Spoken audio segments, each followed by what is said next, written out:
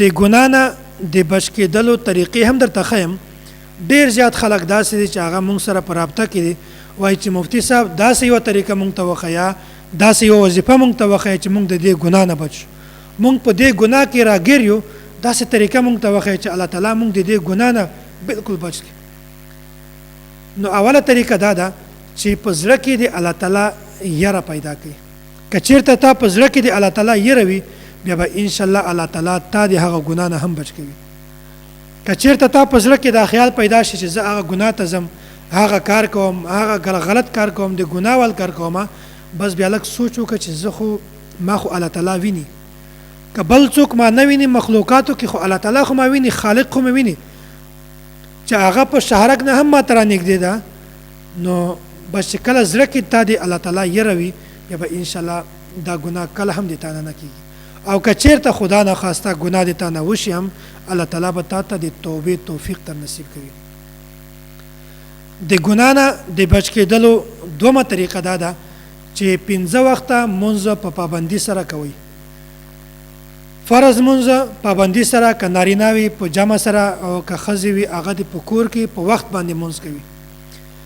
او مانځه نه مخکې یا شاته کوم مسنون اعمال دي، د هغې د کولو د هم د ډېر زیات اهتمام کوي. سهار د تهجد مونځ ده، په دې وخت کې الله تعالی د هر انسان دعا قبلوي. انسان دا دعا کوي چې یا الله ما خو مستجاب الدعوات جوړ کړي. که چېرته یو انسان مستجاب الدعوات جوړ شي، بیا خو هره دعا الله تعالی د قبلوي. او تهجد وخت کې خو الله تعالی خامخا دعا قبلوي. په هغه وخت کې یو کس خپلو ګناهو د معافي دعا وکړي، الله تعالی به ولې نه قبلوي. او داسې اشراق مونځ ده، او د چاشت مونځ ده، او داسې سهار مانځ نه پس سورت یاسین ده، او ماښام نه بعد سوره واقعه ده، ماسخوتن نه بعد سورت الملک ده. داسې مسنون اعمال که څوک وکړي، بیا به انشاءالله الله تعالی د ګناه نه هم بچ کوي. او که چېرته د ده نه ګناه هم وشي، بیا به الله تعالی ده ته د توبې توفیق ور نصیب کوي. نو اوله خبره د الله تعالی یره په زړه کې، او دوم نمبر دا ده چې د لمانځه پابندي کول. او د ګناه نه د بچ کېدلو درمه طریقه دا هم درته ښیمه چې کومو ذرایع، کومو شیزونو سره ته هغه ګناه ته رسېږي، د کوم شي د وجې نه ته ګناه کوې، بیا د هغه ذرایع نه بالکل ته ځان وساته. ته که چېرته د موبایل په وجه سره بدنظري کوي، ګناه کار کوي، موبایل ته ګورې، نو داسې صورت کې حتی الامکان کوشش کوه چې سوشل میډیا ته ضرورت نه وي، موبایل پرېږده. دا د ګناه ذریعه ده.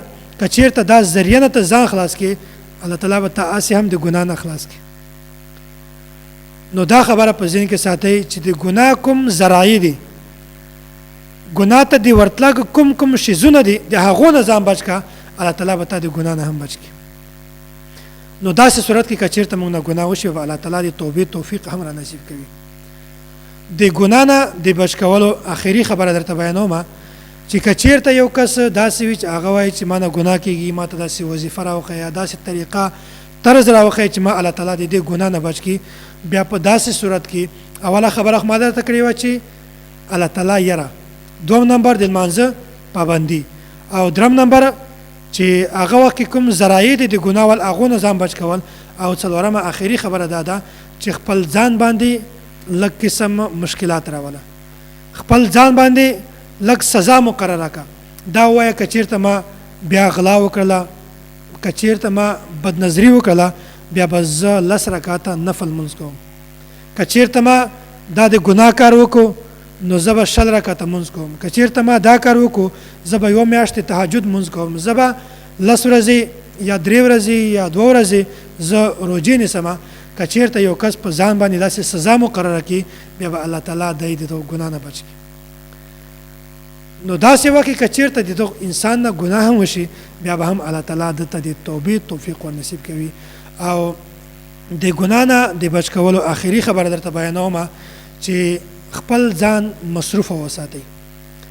که چېرته د تا مصروفیات زیات وي، 5 وخته لمونځ پابندي سره کوي، روجې نیسئ، نیک اعمال کوي، سوره واقعه وایي، ماښام نه بعد، ماسخوتن نه بعد سورت الملک وایي، سهار سورت یاسین وایي، ورځ ذکر اذکار کوي، خپل ځان د مصروف ساتلی وي، درس او تدریس کې وي کالج یونیورسيټي سبقو کې وي کاروبار کې وي داسې وخت کې بیا هم الله تعالی ته د ګناهونو بچ کولای شي نو چیرته که یو سړی ځان مصروف نه کی دی بالکل فارغ ګرځي بیا همیشه د په سوچ کې د په خیالاتو کې شیطان ګرځي شیطان ورته دا ګناه وکړه شیطان ورته دا ګناه وکړه دا ګناه وکړه نو که چیرته مصروف وي ځان نه مصروف کړی و د دین په کارو کې بیا شیطان تا ته نږدې هم نشي راتلی نو دا څلور پنځه خبرې وي که چیرته په دې باندې موږ تاسې عمل وکړو نو ان شاء الله د الله تعالی په فضل او کرم سره موږ تاسې ته به دا ګناه ټوله ختم شي او که چیرته موږ تاسې ګناه هم وشي فورا به موږ تاسې توبه استغفار کوو